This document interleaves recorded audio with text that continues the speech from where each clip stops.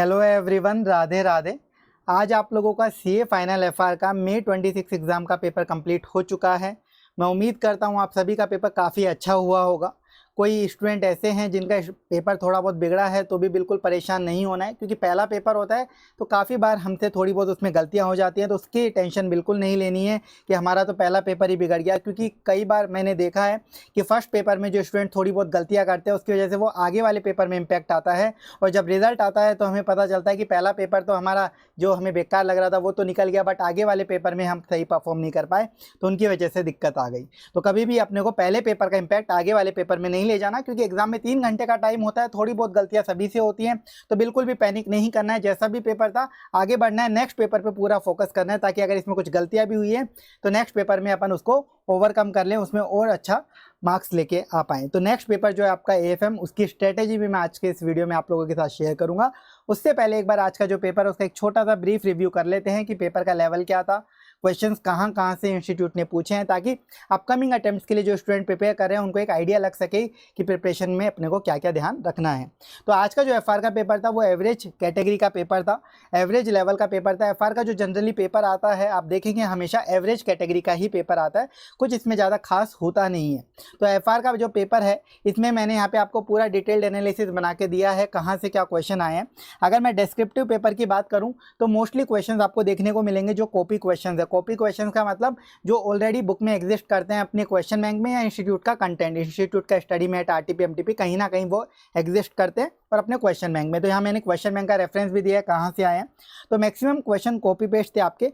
एक दो क्वेश्चन जो ऐसे थे इस पेपर में जिसमें एक आध स्पेशल पॉइंट इंस्टीट्यूट ने डाला, जैसे कि इंडेक्स 103 का बिजनेस कॉम्बिनेशन का क्वेश्चन कंपलसरी में आया, जो कि बिल्कुल ऑब्वियस था। काफ़ी टाइम से इंस्टीट्यूट ने इसे पूछा नहीं था 103 को कंपलसरी में, तो ये ऑब्वियस था कि 103 आएगा। ये सिमिलर क्वेश्चन है क्वेश्चन 23 करके, जो आपके क्वेश्चन बैंक में क्विक बाइट्स करके एक क्वेश्चन है हाई स्पीड वाला, सेम वैसा ही क्वेश्चन है, बस एक दो पॉइंट्स इंस्टीट्यूट ने और डाल दिए, तो वो पॉइंट्स का आपको ट्रीटमेंट करना था। कोई खास ज़्यादा इसमें बड़ी बात बिल्कुल भी नहीं थी। इसके बाद इंडेक्स 109 का 10 मार्क्स का 2A फिक्स क्वेश्चन आता है, मतलब जो पेपर का पैटर्न है मैंने आप लोगों के साथ शेयर किया था, ABC एनालिसिस और इंपॉर्टेंट क्वेश्चन की जो लिस्ट दी थी, उसी के अंदर जो पेपर का पैटर्न था वही पेपर पैटर्न इंस्टीट्यूट एफआर में फिक्स फॉलो करता है, उसी से क्वेश्चन पूछा गया है। तो इंडेक्स 109 का CFI का क्वेश्चन इंपॉर्टेंट होता है, तो CFI के कंसेप्ट पे क्वेश्चन था, बट क्वेश्चन जो था उसमें एक पॉइंट नया डाल दिया कि सामने वाला जो बंदा है जिसने अपने को लोन दिया है, जिससे अपने लोन पे पैसा लिया है, वो पहले पैसा मांग रहा है, तो आप उस दिन लाइबिलिटी अपनी खत्म कर दोगे, गेन लॉस P&L में आ जाएगा। इतना एक एक्स्ट्रा ट्रीटमेंट आपको करना था, तो ये पॉइंट इतना एक्स्ट्रा था, बाकी नॉर्मल क्वेश्चन था ये। इसके बाद इंडेक्स 34 का जो क्वेश्चन था, ये बेसिक क्वेश्चन जो इंडेक्स 34 के पॉइंट्स होते हैं ना, 2-3 पॉइंट्स एक ही क्वेश्चन में इन्होंने डाल दिए कि भैया सेल डेफर करना चाहता है, नहीं कर सकता। एक आपका टैक्स एक्सपेंस की कैलकुलेशन का था, वो जनरली डायरेक्टली प्रॉफिट पे लगा के कर रहा था, एवरेज रेट नहीं निकाल रहा था, उसका क्वेश्चन था। ठीक है, तो इंडेक्स 34 के 2-3 क्वेश्चन के पॉइंट्स एक ही में डाल दिए, तो कोई नई चीज़ नहीं थी। मतलब कुल मिला के जो पेपर है जिसमें जो क्वेश्चन सिमिलर टाइप के मैंने यहाँ पे मेंशन भी करें या न्यू क्वेश्चन भी मेंशन करें, वो क्वेश्चन में कंसेप्ट ऑलरेडी अपन पढ़ चुके हैं, मैक्सिमम क्वेश्चन में कर चुके हैं, उन्हीं को ऊपर नीचे करके दिया है। इसके बाद आप देखेंगे ये सारे के सारे क्वेश्चन मैक्सिमम सारे कॉपी पेस्ट क्वेश्चन है। कॉपी पेस्ट मतलब एज इट इज आपको बुक में मिल जाएंगे। इंडेक्स 116 लीजेस काफ़ी टाइम से आया नहीं था, तो इसका डीलर लेसर का एक फिक्स क्वेश्चन आया। इंडेक्स 108 का तो बिल्कुल बेसिक क्वेश्चन, जो क्वेश्चन 1 है अपने पास क्वेश्चन बैंक में, सेल्स के बेसिस पे अपन बताते हैं कि रिपोर्टेबल होगा नहीं, वो कॉपी पेस्ट आया। इंडेक्स 19 का क्वेश्चन मैंने सिमिलर मार्क किया है, सेम क्वेश्चन आपको 13 जैसा मिलेगा, बट इस क्वेश्चन में इन्होंने 3 साल का डेटा दे दिया। ठीक है, तो क्वेश्चन में बस 3 साल के लिए वर्किंग करनी है, तो क्वेश्चन थोड़ा लेंदी हो गया, बाकी इसमें कुछ स्पेशल बात नहीं है। इंडेक्स 20 बिल्कुल कॉपी क्वेश्चन था। 115 का आपका बिल एंड होल्ड अरेंजमेंट का एकदम बेसिक सा क्वेश्चन। 101 का बिल्कुल बेसिक सा क्वेश्चन, क्वेश्चन नंबर 1 ही था आपका 101 का भी, जिसमें फाइनेंशियल इंस्ट्रूमेंट के केस में अपन रेट्रोस्पेक्टिव एडजस्टमेंट करते हैं, तो 101 वाला क्वेश्चन था आपका। फ्रेमवर्क का एकदम कॉपी थियोरेटिकल क्वेश्चन। फ्रेमवर्क का एक न्यू क्वेश्चन थियोरेटिकल और था, तो वो चॉइस में था, उसकी कोई बड़ी बात आपको लगी नहीं होगी।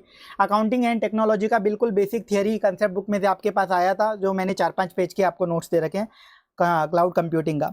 इंडेक्स 23 कॉपी पेस्ट क्वेश्चन, जिसमें आपका फेज वाइज होता है, फेज 1, 2, 3, 4 वाला एक फिक्स क्वेश्चन है वही। और इंडेक्स 113 113 फेयर वैल्यू का वापस से सबसे बेसिक क्वेश्चन, क्वेश्चन 1 जो होता है प्रिंसिपल मार्केट और मोस्ट एडवांटेजेस मार्केट, वो वाला क्वेश्चन। तो काफ़ी अगर डिस्क्रिप्टिव पेपर को देखा जाए, क्वेश्चन 1 और 2 को अगर आप छोड़ दें एक बार के लिए, तो बाकी जो भी क्वेश्चन थे सारे के सारे एकदम ईजी क्वेश्चन थे, बहुत ईजी। अगर 1 और 2 क्वेश्चन में भी ये थोड़े बहुत स्पेशल एडजस्टमेंट एक दो जो उन्होंने डाले, अगर वो नहीं डालते तो एकदम इजी कैटेगरी में आता है। एवरेज कैटेगरी में आने का रीज़न बस यही है कि 1 और 2 वाले जो कॉपी पेस्ट क्वेश्चन है उनमें एक आध एडजस्टमेंट इन्होंने और डाला, इस वजह से ये एवरेज कैटेगरी का पेपर बन गया।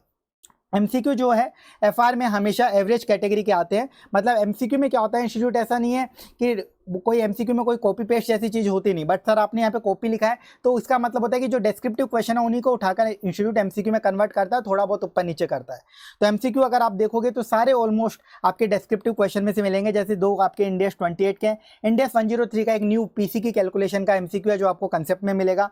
इंडेस 105 का एक आपके पास केस स्टडी थी जिसमें इंडेस 105 का पैराग्राफ था, तो उसके बेसिस पे 2 एमसीक्यू पूछे थे, पीपी की वैल्यू और एक और पॉइंट था उसके अंदर, तो बेसिक क्वेश्चन था ये। इंडेस 8 का एक छोटा सा एमसीक्यू था आपका रेट्रोस्पेक्टिव एडजस्टमेंट वाला, एरर वाला। इंडेस 115 का एक बेसिक सा एमसीक्यू था आपकी उसी केस स्टडी के अंदर। इसके बाद इंडेस 36 का आपके पास एक जो केस स्टडी 3 थी उसमें पॉइंट था, बहुत इजी सा था। इंडेस 113 का बिल्कुल बेसिक थियोरेटिकल पॉइंट था, हाईएस्ट एंड बेस्ट यूज वाला। और इंडेस 110 का जिसमें आपका फॉरेन एक्सचेंज इंडेस 21 का भी इन्वॉल्वमेंट होता है सब्सिडरी के डिस्पोजल में, उसका पॉइंट था एमसीक्यू का। डिट्टो कॉपी क्वेश्चन है वो आपके डिस्क्रिप्टिव में आपको मिलेगा। इंडेस 109 के 2 क्वेश्चन एमसीक्यू में थे, बेसिक थे बिल्कुल, वो कोई ऐसा नहीं है कि एज इट इज़ कोई कॉपी पेस्ट डिस्क्रिप्टिव क्वेश्चन थे, वो बिल्कुल बेसिक थे, आपको बस बताना था कि भाई कैसे इंस्ट्रूमेंट क्लासीफाई होगा। प्रोफेशनल ड्यूटी का वही थियरी क्वेश्चन होता है, इसका तो थियरी एमसीक्यू था। इंडेस 101 का वापस से एक बेसिक एमसीक्यू था आपके पास, एकदम ईजी। और इंडेस 33 का बिल्कुल कॉपी आपका डाइल्यूटेड ईपीएस का एमसीक्यू था। तो इस तरीके से एक पेपर का आपका लेवल रहा है, जिसमें अगर अपन बात करें एबीसी एनालिसिस जो मैंने आप लोगों के साथ शेयर किया था, तो ए कैटेगरी से 83 मार्क्स का पेपर आया है, अकेला ए कैटेगरी से। तो किसी बच्चे ने सिर्फ ए कैटेगरी भी ढंग से कर ली ना, वो पेपर बहुत ईजिली सॉल्व कर पाया होगा, इवन एग्जामिशन आराम से ले आएगा, डिस्क्रिप्टिव एमसीक्यू दोनों मिलाकर।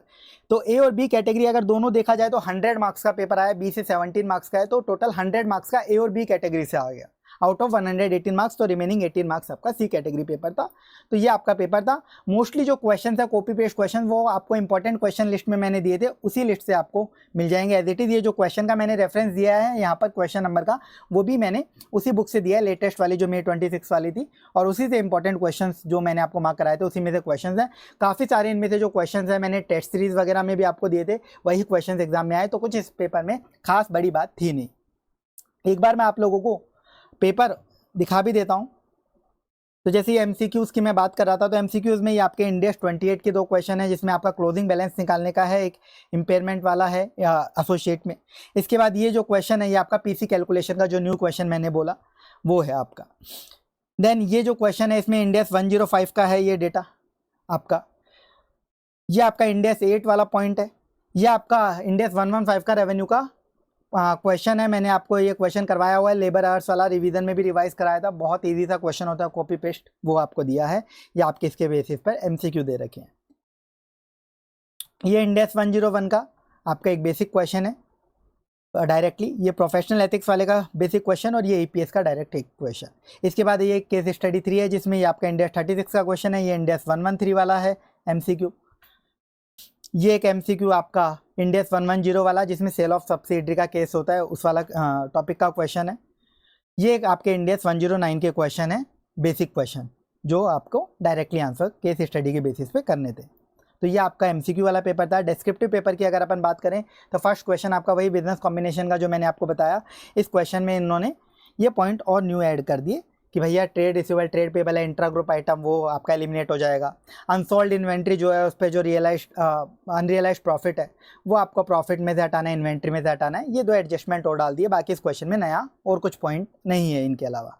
ये आपका इंडेस 109 का कंपाउंड फाइनेंशियल इंस्ट्रूमेंट का बिल्कुल बेसिक क्वेश्चन, फर्स्ट और सेकंड पार्ट तो बिल्कुल बेसिक है, आप करते हैं, बहुत सारे क्वेश्चन करते हैं इसके, इसमें कुछ नया नहीं था। बस ये जो थर्ड पार्ट में किया एक ऑप्शन भी था सामने वाले के पास कि वो लोन का पैसा पहले ही मांग सकता है, यानी मुझे देना पड़ेगा, मैंने लोन लिया है।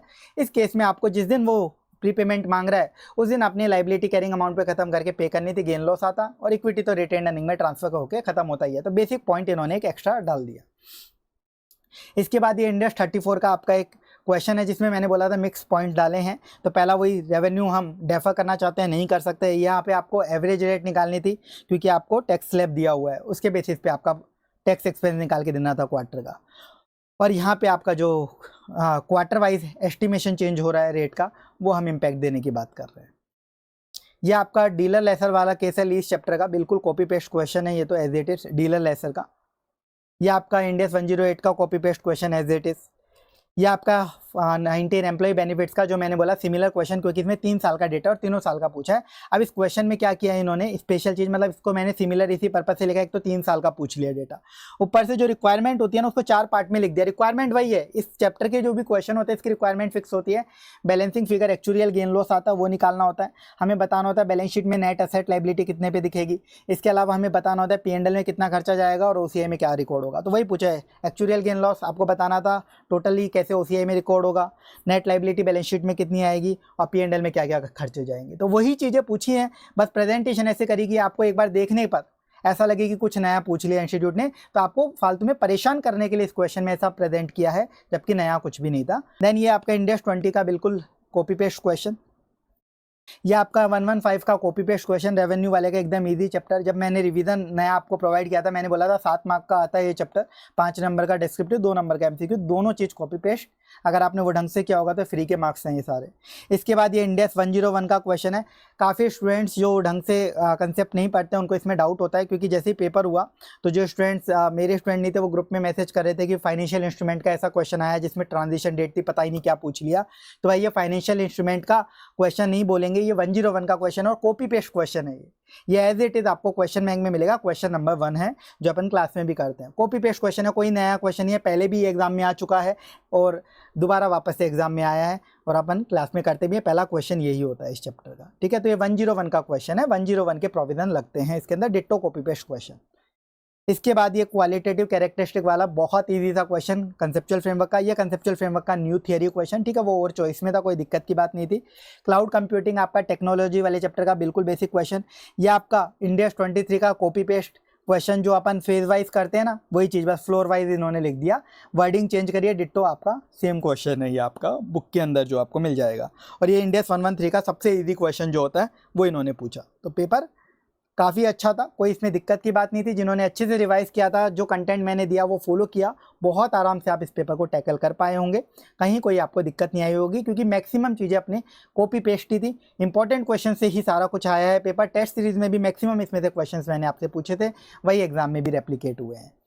तो पेपर अच्छा हुआ होगा। जिसका भी पेपर थोड़ा बहुत बिगड़ा है घबराना नहीं है, मैंने पहले ही बोला है, क्योंकि एग्जाम में प्रेशर होता है 3 घंटे में, तो थोड़ी बहुत गलतियां होती ही हैं और पहला पेपर होता है तो कई बार हम पैनिक भी कर जाते हैं। तो बिल्कुल मत घबराइए, बहुत सारे बच्चे गलतियां करते हैं, ऐसा नहीं है कि आपसे ही अकेले से गलती हुई है। अगर कुछ गलती हुई है तो आपको बस अब नेक्स्ट पेपर पे फोकस करना है, जो कि आपका AFM। अब AFM को कैसे रिवाइज करना है 1.5 दिन के अंदर वो मैं आपको बता देता हूँ, ये आप प्लान फॉलो कर लीजिएगा तो AFM बहुत अच्छे से आप रिवाइज कर पाएंगे एंड एग्जाम में अच्छे से टैकल कर पाएंगे AFM को।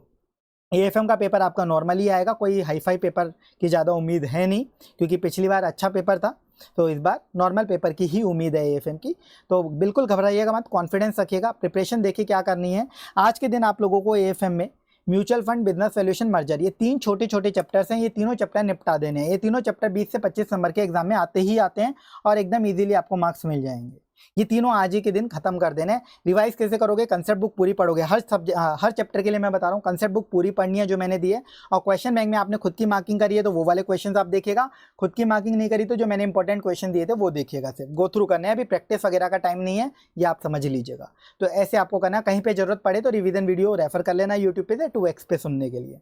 इसके बाद कल के दिन आपको क्या करना है, कल का दिन आपका पूरा बिजी होने वाला है कंप्लीटली, क्योंकि बहुत सारे चैप्टर्स आपको कवर करने और हो जाएंगे। बस चुपचाप सुबह उठ जाना और चैप्टर्स में लग जाना है। ऐसे देख के मत समझना सर इतने सारे चैप्टर्स कैसे होंगे, सुबह उठोगे चालू करोगे अपने आप होता जाएगा, लेकिन पहले से सोचने बैठोगे अरे कैसे करेंगे तो इसी में टाइम बर्बाद हो जाएगा, वरना सब कुछ पॉसिबल है।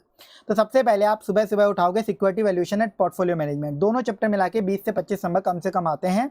और ये चैप्टर में काफ़ी सारी ऐसी चीज़ें हैं जो बाकी चैप्टर में भी बेस का काम करती हैं, तो इनको सबसे पहले करना है। फिर आपको छोटे 2 चैप्टर उठाने हैं, सिक्योरिटी एनालिसिस और रिस्क मैनेजमेंट। मुश्किल से आधा घंटा लगेगा या 1 घंटा लगेगा, आधा घंटा ही देना है वैसे तो इन दोनों चैप्टर के क्वेश्चंस करने में आपको। इसके बाद आपको करना है डेरिवेटिव्स और IRRM। डेरिवेटिव्स IRRM चैप्टर जो हैं इनमें से भी आपका फिक्स क्वेश्चन है, दोनों में मिला के 15 से 20 नंबर के क्वेश्चन आएंगे ही आएंगे। बहुत आसान चैप्टर होते हैं। IRRM में कुछ बच्चे घबराते हैं इस चैप्टर से, मैं समझता नहीं हूँ कि क्यों घबरा रहे हो आप लोग, बहुत ईजी चैप्टर है। 10-12 क्वेश्चन है इस चैप्टर में, उन्हीं में से आना है, उनको अच्छे से कर लो। कंसेप्ट बुक भी बहुत छोटी सी होती है IRRM की, तो 10-12 पेज के ही शायद कंसेप्ट हैं, तो कोई दिक्कत नहीं आएगी। फिर आपको करना है ACB और IFM चैप्टर। सेम वही चीज़ कि एसी भी करेंगे। उसके बाद जो आईएफएम है, आईएफएम में भी वही काफ़ी स्टूडेंट इससे घबराने लग जाते हैं क्योंकि इसमें मिक्स कंसेप्ट होते हैं, 4x मिक्स हो जाता है। तो जिसके 4x हिला हुआ है उसको तो देखो दिक्कत आनी ही आनी है, ऑब्वियस सी बात है। जिसने 4x पढ़ा हुआ है आईएफएम में कोई दिक्कत नहीं आएगी, वही 10-12 क्वेश्चन है, बहुत ईजिली हो जाएगा। एंड देन सबसे लास्ट में करोगे 4x। कोई कितना भी आपको उल्टा सीधा आके ज्ञान दे दे कि भाई पहले 4x कर लो, बिल्कुल मत फॉलो कर लेना, ठीक है। किसी को भी आप चाहे भगवान मानते हो, प्लीज़ 4x को पहले नहीं करेंगे, सबसे लास्ट में करेंगे अगर टाइम है तो, इफ़ टाइम अलाउ। अगर टाइम है तो ही 4x को आप देखेंगे, वो भी सबसे लास्ट में। अदरवाइज आपका ऐसा नहीं कि सबसे पहले 4x कर ले, क्योंकि देखो 4x अगर पहले करने बैठोगे ना तो इतना बड़ा है कि आप उसमें टाइम देते जाओ, ऐसा लगेगा कि जितना भी टाइम दें उतना कम है। तो इसके बाद क्या होगा, पूरा 1-1.5 दिन 4x में चला जाएगा, फिर पता चलेगा एग्जाम में 10-12 नंबर के लिए इतना टाइम बर्बाद कर दिया, बाकी कुछ रिवाइज ही नहीं हुआ, ठीक है। 10-12 नंबर से ज़्यादा का नहीं आएगा 4x, 2 क्वेश्चन मैक्सिमम पूछे जा सकते हैं, इससे ज़्यादा नहीं पूछे जा सकते। ऐसा नहीं है कि एग्जाम में आता ही नहीं, आता है, हमेशा आता है, लेकिन जितना इसका लेंदी कंटेंट है, जितना ये दिक्कत करता है स्टूडेंट को, उतना ये वर्थ इट नहीं है टाइम देने के लिए। इसलिए मैं हमेशा इसे बोलता हूँ सबसे लास्ट में करिएगा। अगर इससे पहले कर लिया तो फिर कुछ नहीं होना, फिर बाद में ही पछताएंगे हम कि ये क्या गलती कर दी, फालतू में सब कुछ पढ़ा हुआ था लेकिन लास्ट डे पर अपन ने गलत स्ट्रैटेजी लगा ली। तो कोई भी आपका भगवान हो, कोई कुछ भी बोले, आपको 4x को लास्ट में ही करना है। एग्जाम में रोने से अच्छा है इसको अभी लास्ट प्रायोरिटी पे खिसका देना। मैं एबीसी एनालिसिस में भी यही बोलता हूँ आप लोगों को। फिर आ जाएगा आपका एग्जाम वाला दिन। एग्जाम वाले दिन आपको क्या करना है, सबसे इंपॉर्टेंट काम करना है। मैंने एक वीडियो डाली है आप लोगों को, आपने ऐसे बहुत लोगों ने देख ली होगी, जिन्होंने नहीं देखी उनको देखनी है, और जिन्होंने देख ली उनको भी एक बार फटाफट से गो थ्रू करनी है। राउंडिंग ऑफ अजम्पशंस की वीडियो, इसमें मैंने पूरे एएफएम की अजम्पशंस, जहाँ जहाँ इंस्टीट्यूट अजम्पशन ले रहा है लेटेस्ट, काफ़ी बार अजम्पशंस का मतलब होता है जो इंस्टीट्यूट अज्यूम करता है, तो इंस्टीट्यूट अजम्पशंस बार बार चेंज भी करता रहता है कई बार। जैसे अभी जो लेटेस्ट अजम्पशंस आपको फॉलो करनी है वो इस वीडियो में है। जैसे डेरिवेटिव्स में राउंडिंग ऑफ की अजम्पशन, जिसमें काफ़ी स्टूडेंट्स को डाउट रहता है, वो सब इसके अंदर मैंने बताई है। राउंडिंग ऑफ से रिलेटेड भी इंस्टीट्यूट क्या फॉलो कर रहा है वो भी इसमें बताया है। और ये वीडियो अकेला आपका 15 से 20 मार्क्स बढ़ा देगा, ये जरूर से देख लेना, यूट्यूब पे डाला हुआ है। उस अजम्पशन वीडियो की जो भी पीडीएफ है वो भी मैंने टेलीग्राम पे शेयर करी हुई है, उसके लिए प्लीज़ मैसेज मत करिएगा, टेलीग्राम पे आप चले जाइएगा या व्हाट्सएप ग्रुप पे, वहाँ पे आपको मिल जाएगी, ठीक है। लेकिन ये मत बोलना कि सर वीडियो छोड़ दें और केवल पीडीएफ से देख लें, नहीं, कुछ नहीं, मतलब फिर वीडियो जरूर सुन लेना। वीडियो इसलिए बनाता हूँ, उसमें बहुत कुछ और भी मैं बताता हूँ, तो वीडियो जरूर सुननी है। फिर एग्जाम बाद हम रिजल्ट वाले दिन रोएं कि यार इंस्टीट्यूट के चेकर्स बेकार हैं, वो फालतू के मार्क्स काट रहे हैं। तो भैया फालतू के मार्क्स वो इसलिए काट रहे हैं क्योंकि उनका जो तरीका है अजम्पशंस का या राउंडिंग ऑफ का वो हमें नहीं पता, तो वो सीख लो ना, आपके मार्क्स बढ़ जाएंगे। तो ये आप एग्जाम वाले दिन रोने से अगर बचना है रिजल्ट वाले दिन, तो ये वीडियो जरूर देख लेना। 15-20 मार्क्स सीधे पढ़ने वाले हैं आपके, कन्फर्म है, इसी चैनल पर डाली हुई है। इसके बाद एडिशनल क्वेश्चन मैंने कुछ आप लोगों को दे रखे थे क्वेश्चन बैंक में, जिनके पास पुरानी बुक थी उन लोगों के लिए मैंने एडिशनल क्वेश्चंस की पीडीएफ भी टेलीग्राम ग्रुप व्हाट्सएप में ऑलरेडी शेयर कर दी है पीडीएफ, इसके लिए प्लीज़ मैसेज मत करिएगा। इसका भी वीडियो मैंने यूट्यूब पे डाल दिया था, जो रिवर्स कैलकुलेशन के क्वेश्चंस थे अपने, उनको भी मैंने सॉल्व करवा दिया था। उन क्वेश्चंस में से आने के चांसेस कोई ज़्यादा नहीं है, बट अगर फिर भी आपके पास टाइम है लास्ट डे पर, तो वो वीडियो आप 2x की स्पीड पे सुन लेना, आपको और ज़्यादा कॉन्फिडेंस आ जाएगा कि टफ पेपर आएगा तो हम हैंडल कर पाएँ। उस पर्पज़ से ये वीडियो है, टाइम हो तो ये भी जरूर से आप 2x की स्पीड में देख लेना। इसके बाद आपको क्या करना है, थियरी टॉपिक्स करने हैं। मैंने आपको 4-5 चैप्टर बता रखे हैं थियरी के लिए। एक तो आपका financial policy, risk management, security analysis, startup finance और सिक्योरिटाइजेशन। ये जो 5 चैप्टर हैं, बस ये 5 चैप्टर ही दिमाग में बैठा लो थियरी के लिए, बाकी प्रैक्टिकल चैप्टर्स की थियरी देखने की जरूरत नहीं है। इन 5 चैप्टर की थियरी कंसेप्ट बुक में मैंने थियरी पोर्शन अलग से बनाया हुआ है, कंसेप्ट बुक से ही थियरी देखनी है, क्वेश्चन बैंक से थियरी नहीं देखनी होती। क्वेश्चन बैंक में तो थियरी के वो क्वेश्चन होते हैं जो अभी तक इंस्टीट्यूट पूछ चुका है या स्टडी मैट में है, लेकिन कंसेप्ट बुक में हर टॉपिक होता है, तो कंसेप्ट बुक से ही थियरी करना। कंसेप्ट बुक में मैंने थियरी के 35-40 पेजेस में पूरे सभी चैप्टर्स की थियरी दे रखी है, इंक्लूडिंग प्रैक्टिकल चैप्टर्स। जिसमें भी मैं बोल रहा हूँ अगर टाइम नहीं हो तो केवल थियरी चैप्टर्स जो मैंने 5 बताए, financial policy, risk management, security analysis, startup finance और सिक्योरिटाइजेशन, ये 5 चैप्टर की थियरी आप सिर्फ देख लीजिएगा कंसेप्ट बुक से। और कंसेप्ट बुक से नहीं देखना है तो आप इसका वीडियो भी सुन सकते हैं, मैंने इसका भी वीडियो यूट्यूब पे डाला हुआ है, पूरा थियरी टॉपिक्स को रिवाइज करवाने वाला। तो जैसा भी कंफर्टेबल हो कर लेना। ये आपको स्ट्रेटेजी फॉलो करनी है, ये स्ट्रेटेजी से अगर आप प्रिपेयर करेंगे, इसको पूरा एज इट इज फॉलो करेंगे, तो एएफएम शानदार तरीके से रिवाइज होगा और फिर कैसा भी पेपर आए आप इजीली हैंडल कर लेंगे। और आपकी जो भी एफआर पेपर में गलतियां हुई हैं, मार्क्स आपको लग रहा है कम आएंगे, भूल जाओ, बस एएफएम पे पूरा दिमाग लगा लो, पूरा फोकस कर लो, क्योंकि अब इसे खराब नहीं करना है।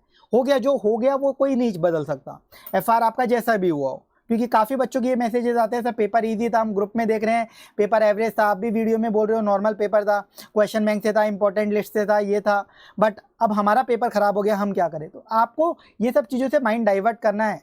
पेपर ख़राब होता है बिल्कुल, ऐसा नहीं है कि सभी का पेपर अच्छा होगा, सभी का अगर अच्छा होगा पेपर, अगर इजी पेपर भी आता है तो सबका अच्छा थोड़ी होता है, सबका अच्छा होता तो सभी पास हो जाते। तो कभी भी ये उम्मीद मत रखना, थोड़ा बहुत सबका बिगड़ता है। आपको बस अगले पेपर पे फोकस करना है, एग्जाम बाद फिर अपन देख लेंगे, जो भी हुआ तब रो लेना बैठ के, अभी मत रो, अभी अगले पेपर पे फोकस करो। ये 10-15 दिन जो आपके एग्जाम के हैं, इसमें अपने को कहीं और माइंड डाइवर्ट नहीं करना है, ये ध्यान रख लेना, ये स्ट्रेटेजी फॉलो कर लेना। आज एएफएम में ये 3 chapter, mutual fund, business valuation, merger. कल आपको बहुत सारे चैप्टर्स करने हैं, सिक्योरिटी वैल्यूएशन पोर्टफोलियो पहले, फिर security analysis risk management, then derivatives IRRM, फिर एसीबी आईएफएम और फिर फॉरेक्स। इस तरीके से आप स्लॉट बना लीजिएगा। फॉरेक्स लास्ट में करना है, टाइम बचे तो। एग्जाम वाले दिन सबसे पहले सुबह उठ के क्या करोगे, राउंडिंग ऑफ असम्पशन वाला वीडियो देखोगे, 15 से 20 मार्क्स बढ़ने वाले हैं, गारंटीड मैं बोल रहा हूँ। इसके बाद एडिशनल क्वेश्चन, रिवर्स कैलकुलेशन का भी प्रैक्टिस का मैंने वीडियो डाला हुआ है, वो आप देख सकते हैं, अगर टाइम अलाउ करता है आपको 2x की स्पीड पर, आपको और कॉन्फिडेंस मिलेगा न्यू क्वेश्चंस के लिए। देन थियरी टॉपिक्स आपको पढ़ने हैं, जो मैंने 4-5 चैप्टर आपको बता रखे हैं, वो नोट से, कंसेप्ट बुक से। हमेशा मैं क्या बोलता हूँ, थियरी को कंसेप्ट बुक से पढ़ना होता है, क्वेश्चन बैंक का कोई रोल नहीं होता थियरी के लिए। तो कंसेप्ट बुक से रट्टा मार लेना और वो एज इट इज चिपका के आना है। कंसेप्ट बुक से नहीं पढ़ना तो आप उसके लिए वीडियो भी सुन सकते हैं थियरी टॉपिक्स का, वो भी यूट्यूब पर है। तो बस ये आपकी स्ट्रेटेजी है, इससे आप फॉलो करके एएफएम तैयार करिएगा। कोई भी आपको डाउट्स वगैरह कुछ भी रहते हैं आप कमेंट्स में पूछ लीजिएगा, या मुझे मैसेज कर लीजिएगा। सब्जेक्ट रिलेटेड कुछ भी आपको अब आपके कोई भी चैप्टर में, कोई भी क्वेश्चन में कुछ भी डाउट आता है, वो भी आप मैसेज में बता दीजिएगा। तो अभी के लिए बस इतना ही। नेक्स्ट पेपर के लिए आप लोगों को सभी को all the best. Thank you so much. Radhe Radhe, Hare Krishna.